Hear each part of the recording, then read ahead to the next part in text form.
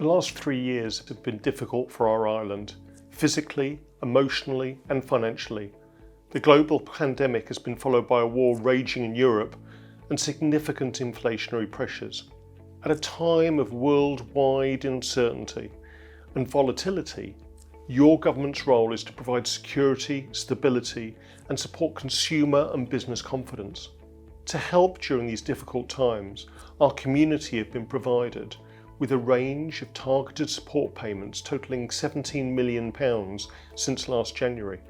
The current forecast for the 2022-23 financial year is for an overall balanced budget, but this has only been possible by drawing down on our financial reserves.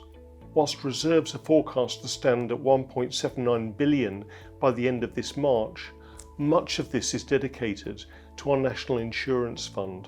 The 5-year plan outlined in our budget relies on reserves to bridge the gap between income and expenditure, but this reliance gradually reduces as we grow government revenue to cover spending.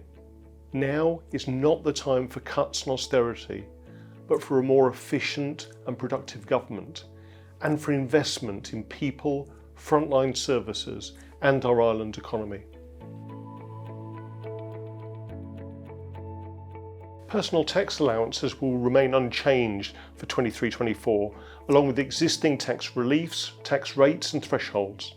A new measure will be introduced which will see the tapering off of personal allowances for individuals earning more than £100,000 a year and jointly assessed couples earning more than £200,000 a year.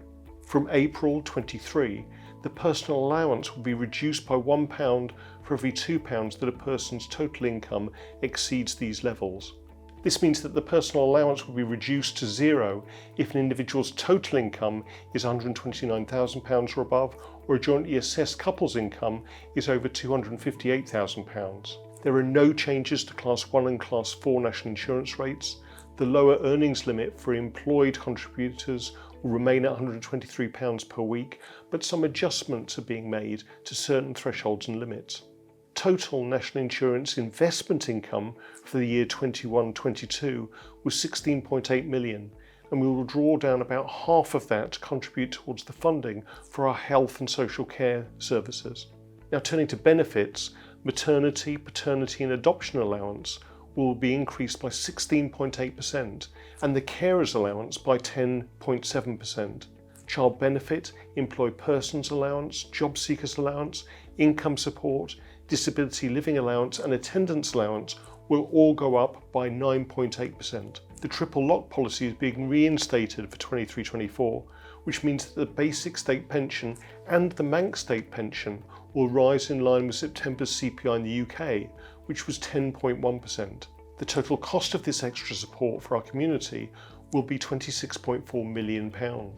Extra investment in key services will see an additional £20.5 million for health and social care, whilst education, sport and culture will receive an uplift of £11.5 million. The economic strategy looks to put the foundations in place to address our current challenges and grow the island's economy through increasing the active working population.